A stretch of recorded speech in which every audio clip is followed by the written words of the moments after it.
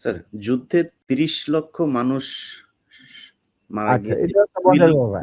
নারী সম্ভ্রম হারিয়েছিল। পাকিস্তানি মিলিটারিরা নো, নো, ৩০ লক্ষ তো নয়। শোনো, এই ৩০ লক্ষ কথাটা জন্ম নিল কেমনে সেটার ইতিহাস বোধহয় আবার বই মেঝে লেখাতে। আমি তোমাকে আবার স্মরণ করার জন্য তোমার ছোটদের বলছি। জি। মুজিব যখন ইংল্যান্ড মানে লন্ডন হয়ে ইন্ডিয়া হয়ে বাংলাদেশে আসবে, লন্ডনে উনি কয়েক ঘন্টা যাত্রা বিরতি করেছিলেন। এগুলি সব অর্গানাইজ করেছিল পাকিস্তান সরকার। তখন তার সাথে দেখা করতে যায় সিরাজ ভাই, বিবিসির বাংলা বিভাগের হেড, আর বাংলাদেশের মিশনের ইনচার্জ রেজাইল করিম, ফরেন মিনিস্ট্রি অফিসার, যার সাথে আমিও চাকরি করছি কিছুদিন, ওনার সাথে আমার জানাশোনা আছে। এই দুজন মুজিবুর রহমানের সাথে কাছে যায়, ক্ল্যারিজ হোটেলে নিয়ে তারা সবাই বিরতি মানে যত ঘন্টা রেস্ট। তখন মুজিব তাদেরকে জিজ্ঞেস করা, আমি এটা আমাকে সিরাজ ভাই নিজে বলে দেবে। সিরাজ ভাইয়ের সাথে আমার একটা ঘনিষ্ঠতা ছিল আগে থেকে, যখন আমি ছাত্র জীবন ছিলাম। তখন উনি বাংলা বিভাগের ইনচার্জ।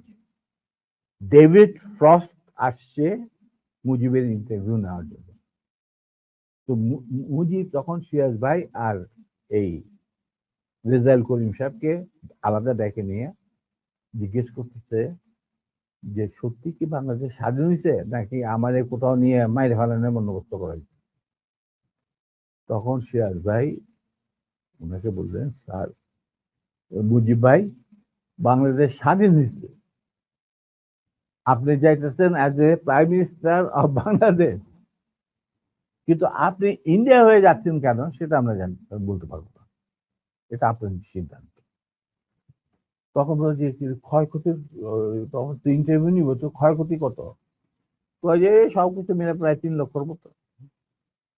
৩ লক্ষ। এখন ৩ লক্ষরে তারপরে সিরাজ ভাই যে পরে আমাকে বলছেন যে আমি কোনোদিন ভাবতে পারি না যে মুজিব ইংরাজিতে ডেভিড ফ্রস্টের সাথে কথা বলবেন।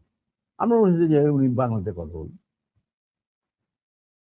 ডেভিড ফ্রস্ট পরে তর্জমা করে নেবে। যখন ইন্টারভিউ নিতে ছিল তখন David frost asked this question, what do you think is the losses of life in this so-called freedom during this freedom struggle? Mujib বললো 3 মিলিয়ন। ৩ লক্ষরে বানায় ফেলাইলো 3 মিলিয়ন।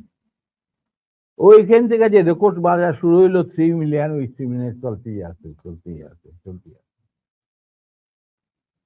তখন আফটার দ্য ইন্টারভিউ সিরাজ ভাই তখন মুজিবরা তো আর কাটও করতে পারে না, he is talking to the David frost একলা, যেমন আমি তোমার সাথে কথা বলতেছি সেরকম। After the interview was over, Mujib went to retire into his bedroom. Siraj Bhai came and Rizal Karim came. They saw David was to handkerchief বাইর করে তার চোখ মুছতেছে, পানি পড়তেছে তো চোখ মুছতেছে। তোরা মনে করলেন যে মুজিব বোধহয় এমন ইমোশনাল কথা বলছেন যার জন্য ডেভিড ফ্রস্ট আর তার অশ্রু বিসর্জন শুরু হয়ে গেল এবং অশ্রু দ্বারা বন্ধ করতে পারছে। তখন তারা বললো, David, why you are so emotional? We have hardly seen you too much emotional and never saw eyes rolling down your water rolling down your eyes. ব্যাপার কি?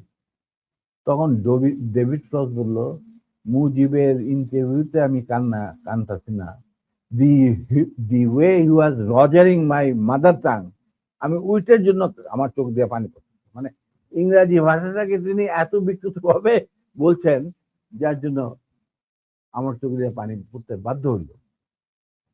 এখানে আজকে মতো থাক, আমার একটা কাজ আছে, আমাকে একখানে আবার যেতে হবে। আমি তো বাউন্ডুলে ঘুরে বেড়াই। স্যার 2 মিনিট সময় নেব। 14ই ডিসেম্বরে বুদ্ধিজীবী হত্যাকাণ্ড দিবস নিয়ে স্যার একটু বলেন। ভাই, বুদ্ধিজীবী হত্যাকাণ্ডটা ওই তুমি যদি ডিপি ধরার কথা, স্যার এটা কারা করেছে স্যার? দীপুধরে কথাটা যদি তুমি শুনে থাকো ভালোভাবে, আর শ্রোতারা যদি শুনে থাকে, সেটা তো পরিষ্কার ইঙ্গিত থাকে যে তারাই সবকিছু করে দেবে, আমাদের কাজ দরকার নাই। হুম। তো এটা কার কাছে? পাকিস্তানের ওদের মাইরে কি করবে? ওরা কি পাকিস্তানে এসে তাদের খেদমত করবে? না। তাদেরকে এদেরকে মারার পর একটা মেধাশূন্য বাংলাদেশকে তারা গড়বে ইন্ডিয়ান স্টাইল, মানে ইচ্ছা মতো। এই হলো ব্যাপার। আর এটা সিরাজ শিকদার সহজ ব্যাপার। এই যে এটা বুঝতে রকেট সায়েন্সের দরকার না ওনার। রাইট স্যার, এই যে 2 লক্ষ মা বোনের ইজ্জত পাকিস্তানিরা নষ্ট করেছে, এই যে বলা হয়, আপনারা স্বাধীনতা যুদ্ধের পরে কি পরিমাণে নারীদেরকে পেয়েছিলেন যারা এসেছিল, তাদের সম্ভ্রম নষ্ট করা হয়েছে? আমি তো মাত্র 2 জন নারী চিনি। আর কি বলি? হুম। আমরা তো দেখি না, আমরা তো সারা বাংলাদেশে, আমি যদি একদম হবে না, হ্যাঁ, কারণ তাদের ইচ্ছা আমি কেন ভুলভ্রান্তি করতে যাবো?